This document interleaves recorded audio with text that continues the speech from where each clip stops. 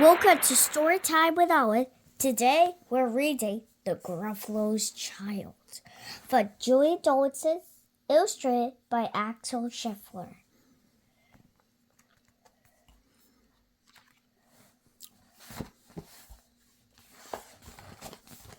The Gruffalo said that no Gruffalo should ever set foot in the deep dark wood. Why not? Why not? Because if you do, the big bad mouse will be after you. I met him once, said the Gruffalo. I met him a long, long time ago. What does he look like? Tell us, Dad. Is he terribly big and terribly bad? I can't quite remember, the Gruffalo said, and then he thought for a minute and scratched his head. The big bad mouse is terribly strong, and his scaly tail is terribly long. His eyes are like pools of a terrible fire, and his terrible whiskers are taller than wire. One snowy night, when the Gruffalo snores, the Gruffalo's child was feeling bored. The Gruffalo's child was feeling brave. So she tiptoed out of the Gruffalo's cave. The snow fell fast, and the wind blew wild. Into the woods went the Gruffalo's child. Aha! Ahoo! A trail in the snow. What is that trail and where does it go? A tail poked out of a log pile house. Could this be the tail of the big bad mouse? Out slid the creature.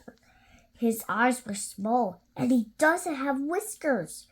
No, not at all. You're not the mouse. But I, said the snake. He's down by the lake. He's a Gruffalo kid. The snow fell fast, and the wind blew wild. I'm not scared, said the Gruffalo's child. Aha! Ooh! Marks in the snow. What are these claw marks? Where do they go? Two eyes gleamed out of a treetop house. Could those be the eyes of the big bad mouse? Down flew the creature. What?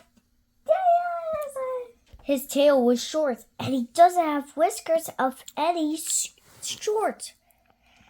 You're not the mouse? Goodbye.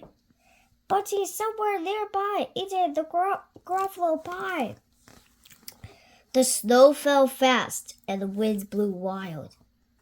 I'm not scared, said the Gruffalo's child. Aha! Ooh!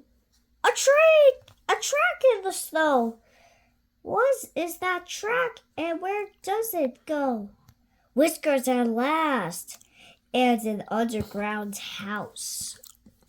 Could this be the home of the big bad mouse?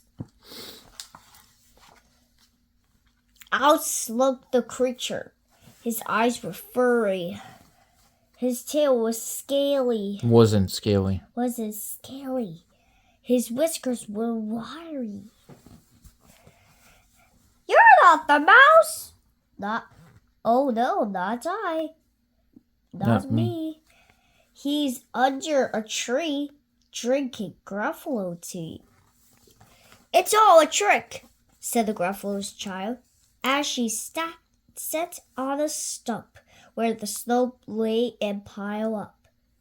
Piled. I don't believe in the big bad mouse.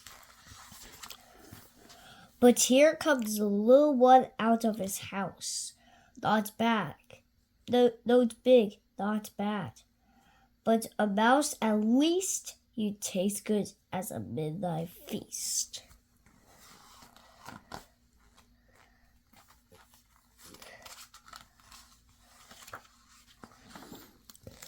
Wait, said the mouse. Before you eat, there's a friend of mine that you Ought to me. If you will let me hop into a hazel twig, onto. onto a hazel twig, Our beacon. I'll beacon my friend so big and bad. The Gruffalo's child Quenched. unclenched her fist. The big bad mouse does it, so he does exist. The mouse hopped onto the hazel tree. He Beaconed. beaconed. Then he said, "Just wait and see." Out came the moon.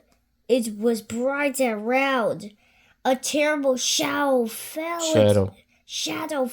onto the ground. Who is this creature so big, bad and strong? His tail and his whiskers are terribly long. His ears are enormous. And over his shoulder, he carries a nut as big as a boulder. What? What is that? Wah! The big bad mouse! Yelled the Gruffalo's child. The mouse jumped down from the twig and smiled. Aha! Ooh! Prints in the snow! What are these footprints? Whose are these footprints? Where do they go? The footprints led to the Gruffalo's cave, where the Gruffalo's child was a bit less brave. The Gruffalo's child was a bit less bored. And the Gruffalo snored and snored and snored. The end. The end. The story of the Gruffalo's child. Please Please subscribe. subscribe.